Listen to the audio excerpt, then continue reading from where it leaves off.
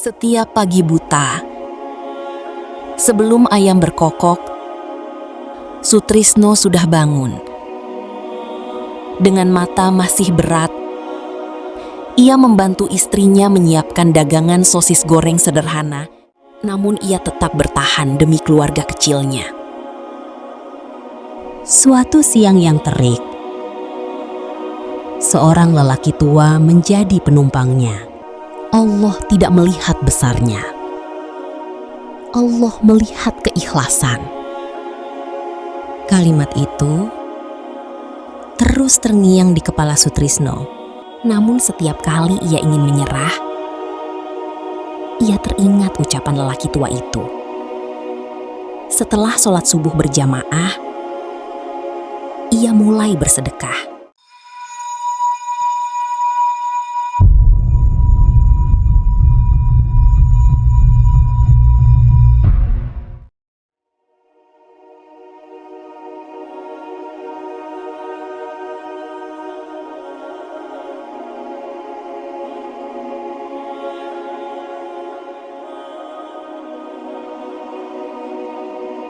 Sutrisno namanya.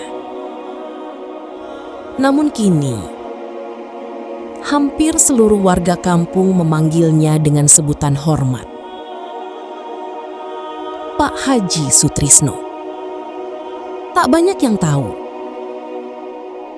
Lelaki berkulit legam berusia sekitar 50 tahun itu, dulunya hanyalah seorang tukang becak di sudut kota kecil di Jawa Timur.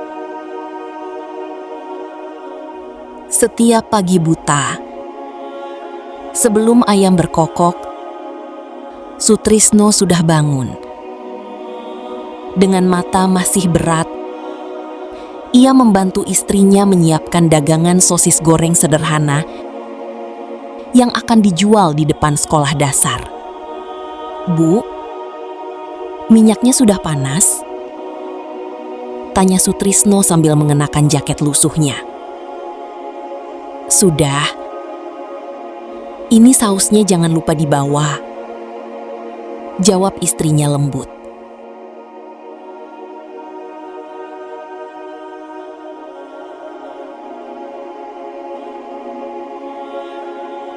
Setelah mengantar istrinya berjualan,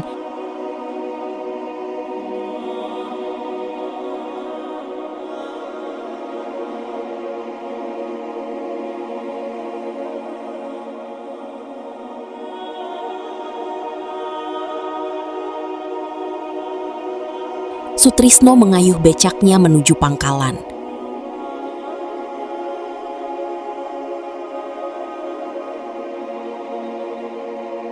Hari-harinya keras. Kadang pulang membawa uang cukup, kadang hanya recehan. Namun ia tetap bertahan demi keluarga kecilnya. Suatu siang yang terik, seorang lelaki tua menjadi penumpangnya. Wajah lelaki itu teduh, berjenggot putih, memakai sarung dan peci sederhana. Selama perjalanan, orang tua itu terus memperhatikan Sutrisno yang mengayuh sambil terengah-engah. Kerja dari pagi sampai malam begini, cukup buat makan? Tanyanya pelan. Sutrisno tersenyum pahit. "Kadang cukup, kadang kurang, Pak." Orang tua itu diam sejenak, lalu berkata, "Kalau kamu ingin hidupmu berubah, jangan tinggalkan sholat berjamaah di masjid. Dan biasakan sedekah setiap selesai subuh. Walaupun sedikit." Sutrisno terkekeh kecil. "Sedekah? Saya sendiri kadang bingung cari uang, Pak." Lelaki tua itu tersenyum. Allah tidak melihat besarnya. Allah melihat keikhlasan. Kalimat itu terus terngiang di kepala Sutrisno. bahkan setelah penumpangnya turun. Malam harinya, saat makan seadanya bersama istrinya, Sutrisno menceritakan nasihat itu. "Ibu, percaya nggak kalau sedekah bisa bikin hidup berubah?" Tanyanya ragu. Istrinya tersenyum tipis. Kalau itu jalan baik, kenapa tidak dicoba? Sejak hari itu, hidup Sutrisno perlahan berubah. Awalnya berat sekali baginya bangun sebelum subuh untuk pergi ke masjid. Kadang rasa malas datang. Kadang tubuhnya pegal setelah seharian mengayuh becak. Namun setiap kali ia ingin menyerah, ia teringat ucapan lelaki tua itu.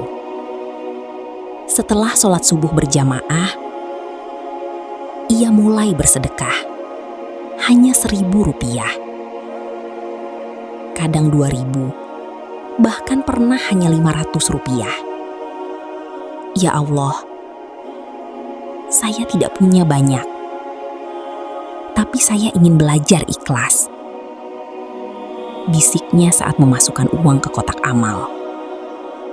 Hari demi hari berlalu. Istrinya tetap berjualan sosis goreng keliling sekolah. Modal mereka hanya sekitar 30.000 rupiah. Namun anehnya, dagangan mulai semakin laris. Mereka mulai bisa menabung sedikit demi sedikit.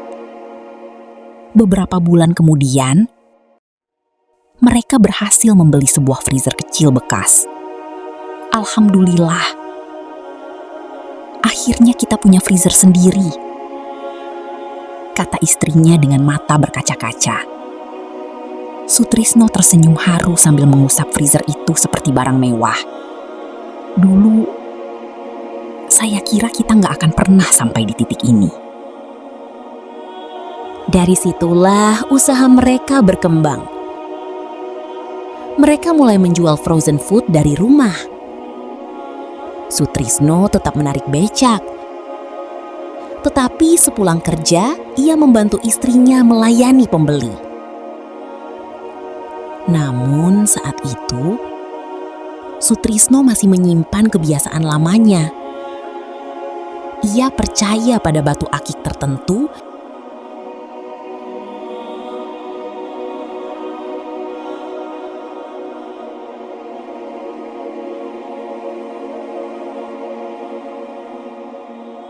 dan benda-benda yang dianggap membawa keberuntungan.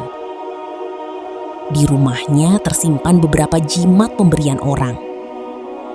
Katanya batu ini bikin rejeki lancar. Katanya suatu malam kepada istrinya.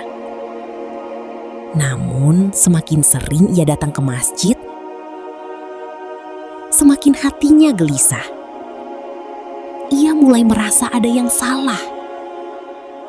Suatu malam setelah pengajian, ia memberanikan diri bertanya kepada seorang ustadz.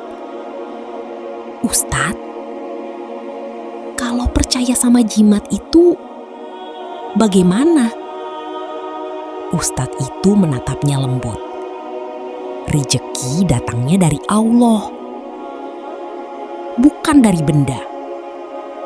Jawaban itu menghantam hati Sutrisno. Malam itu juga, ia membuka kotak kayu tempat semua jimatnya disimpan. Tangannya gemetar. "Ibu," katanya lirih kepada istrinya, "saya mau buang semuanya."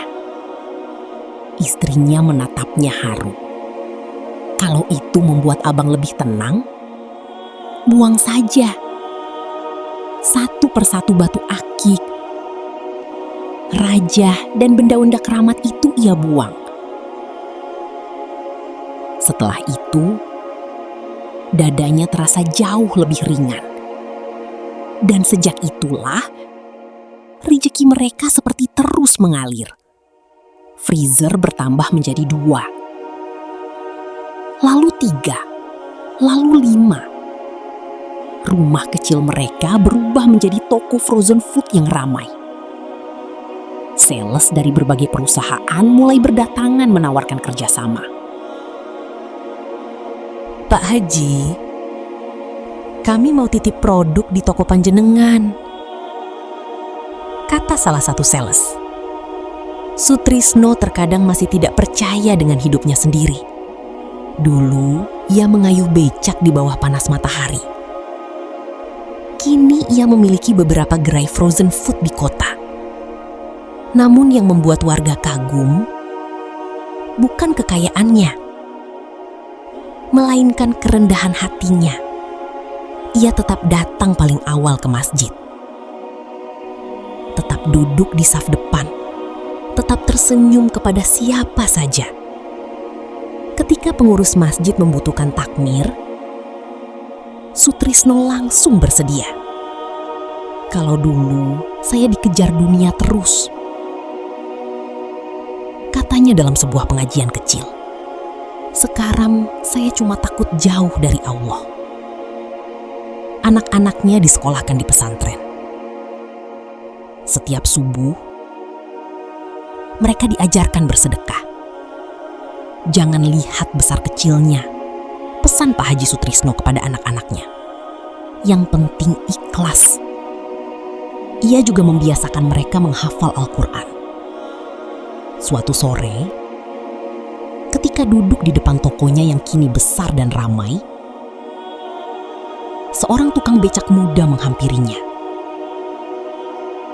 "Pak Haji, benar ya? Dulu panjenengan juga tukang becak?" Sutrisno tersenyum sambil memandang langit senja. "Iya. Dan saya belajar satu hal." "Apa itu, Pak?" Sutrisno menatap pemuda itu dengan mata berkaca-kaca. Kalau kita mendekat kepada Allah, Allah bisa mengubah hidup siapa saja.